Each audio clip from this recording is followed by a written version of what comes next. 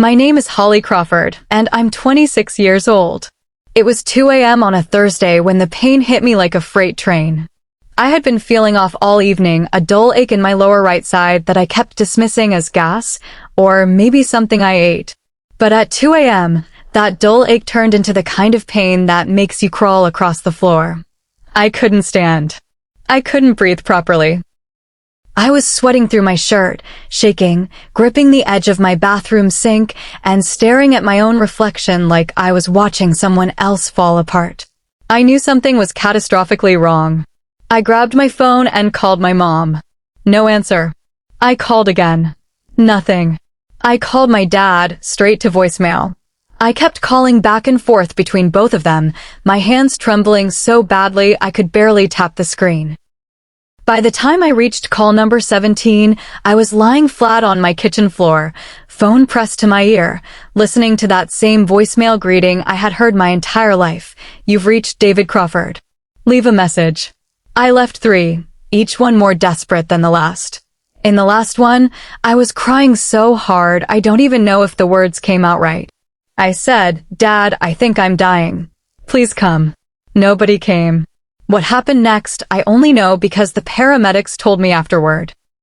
My neighbor, Mrs. Patton, retired woman in her 60s who barely knew my name, heard me through the thin apartment wall. She heard me collapse. She called 911. By the time the ambulance arrived, I was barely conscious. The paramedics said my appendix had burst.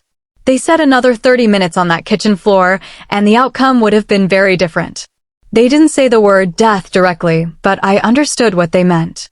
I was rushed into emergency surgery. On the operating table, my heart stopped. I flatlined. The surgical team brought me back, but for a brief moment, I was gone. I didn't see a white light or hear any voices. I just remember a deep, absolute silence. And then, suddenly, there was noise again, machines beeping, someone calling my name, and an unbearable pain in my chest from the compressions. When I finally woke up in the recovery room, groggy and confused, there was a nurse sitting beside me. I asked her if my parents had come. She looked at me with an expression I will never forget. It wasn't pity exactly, but it was close. She told me my emergency contacts had been called and that someone had indeed shown up at the hospital. But before she could finish explaining, the surgeon walked in. He was a calm man, Dr. Reeves, with tired eyes and a steady voice. He pulled a chair close to my bed and sat down, which immediately told me this was not going to be a routine post-surgery update. He said, Holly, you had a very serious night. We almost lost you. I nodded. I already knew that part. Then he said something I was not prepared for. A woman claiming to be your mother came to this hospital tonight. She tried to have you discharged early. I stared at him. I thought I had misheard him. Discharged early? I had just flatlined on a table. He held my gaze and continued. She was told that was not possible, given your condition. She became argumentative with the staff. I felt the room tilt slightly. He paused, glanced briefly toward the door, and said, but the man who paid your bill said. Before he could finish that sentence, the door to my room opened. Standing in the doorway was a man I had never seen before in my life. He was somewhere in his mid-50s, broad-shouldered, wearing a simple gray jacket and dark trousers. He had kind eyes, the sort of eyes that carry weight without being heavy, if that makes any sense. He wasn't flashy. He didn't look rich or important at first glance. He looked like somebody's quiet, dependable father. He stepped inside slowly, almost hesitantly, like he wasn't sure he had the right to be there. Dr. Reeves stood up, nodded at him respectfully, and then excused himself from the room, leaving the two of us alone. I pulled my hospital blanket up slightly, more out of instinct than anything else, and asked him who he was. He sat down in the chair Dr. Reeves had just left and folded his hands. He said his name was Gerald Mays. She said she needed 5 minutes and it couldn't wait. I took her into the small corridor outside, the noise of the gathering muffled behind the closed door. She placed the envelope in my hands and told me to open it. Inside were hospital discharge records confirming the pregnancy loss at 17 weeks, a formal letter from the attending physician, and beneath those, a printed series of timestamped text messages between my mother, Patricia, and Sebastian. My mother asking him to confirm, if anyone ever asked, that I'd given birth to a living child and placed it for adoption without telling him. Sebastian, to whatever credit he had left, had refused. He'd told her that wasn't what happened and he wanted no part of it. She'd pushed twice more. He'd stopped responding.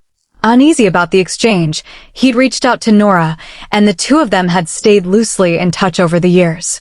She'd driven hours to make sure I had this before any altar. I stood there feeling something quieter and older than rage, the specific grief of finally having proof of what you'd always known but could never say, that your parents weren't just flawed, but deliberately, calculatedly cruel, in a way that had nothing to do with protecting you and everything to do with controlling your life. I walked back in. Callum read my face and came to stand beside me before I said a word. I set the envelope in front of my parents, in front of every guest, and told them, without raising my voice, exactly what the documents contained and what they'd tried to do 14 days before my wedding. My father's jaw tightened. My mother looked at the tablecloth. Neither spoke. I asked them to leave. They left. The room sat in silence. Then Callum's mother, Frances, stood and applauded, slowly, and the whole table rose with her. I stood in the amber light with my fiancé's hand in mine and Nora watching me, wet-eyed, and let the sound wash over every year I'd spent being called a liar in rooms where no one defended me. We married that Saturday, small, honest, entirely ours. My parents weren't there. That wasn't a tragedy. It was a boundary I'd finally stopped apologizing for. Callum cried through his vows. I let him finish before I cried through mine. Nora sat in the front row and handed me a tissue at exactly the right moment, the way she always had. I'm Juliet Anderson, soon to be Juliet Reed. I spent most of my life believing the people who should have loved me unconditionally had somehow gotten a version of me that deserved less. I know now that was never true. Some people don't stop controlling you because they change.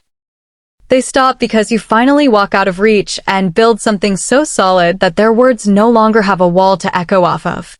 If this reached something in you, if you've ever sat in a room where someone rewrote your truth and no one stood up, know that the rehearsal dinner isn't the end of your story. Sometimes it's exactly where your real life begins.